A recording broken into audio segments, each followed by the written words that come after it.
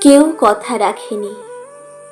৩৩ বছর কাটল, কেউ কথা রাখেনি।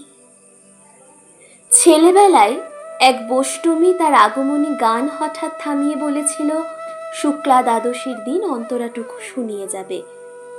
তারপর কত চন্দ্রভুক অমাবস্যা চলে গেল, কিন্তু সেই বষ্টমী আর এলো না। ২৫ বছর প্রতীক্ষায় আছি।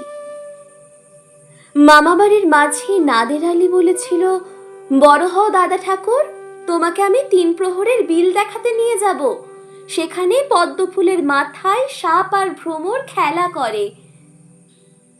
নাদের আলী, আমি আর কত বড় হব? আমার মাথা এ ঘরের ছাদ ফুঁড়ে আকাশ স্পর্শ করলে তারপর তুমি আমায় ৩ প্রহরের বিল দেখাবে? একটা রয়্যাল গুলি কিনতে পারিনি কখনো। লাঠি লজেন্স দেখিয়ে দেখিয়ে চুষেছে লস্কর বাড়ির ছেলেরা। ভিখারির মতন চৌধুরীদের গেটে দাঁড়িয়ে দেখেছি ভিতরে রাস উৎসব। অবিরল রঙের ধারার মধ্যে সুবর্ণ কঙ্কন পরা ফর্সা রমণীরা কত রকম আমোদে হেসেছে। আমার দিকে তারা ফিরেও চায়নি। বাবা আমার কাঁধ ছুঁয়ে বলেছিলেন, দেখিস একদিন আমরাও। বাবা এখন অন্ধ, আমাদের দেখা হয়নি কিছুই।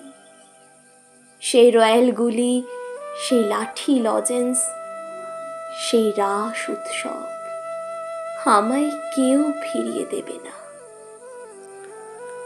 বুকের মধ্যে সুগন্ধি রুমাল রেখে বরুণা বলেছিল, যেদিন আমায় সত্যিকারের ভালোবাসবে সেদিন আমার বুকেও এরকম আতরের গন্ধ হবে।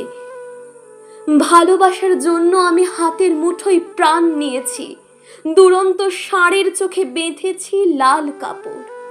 বিশ্ব সংসার তন্ন তন্ন করে খুঁজে এনেছি ১০৮টা নীল পদ্ম।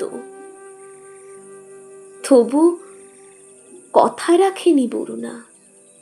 এখন তার বুকে শুধুই মাংসের গন্ধ। এখনো সে যে কোনো নারী। কেউ কথা রাখেনি। ৩৩ বছর কাটল, কেউ কথা রাখে না।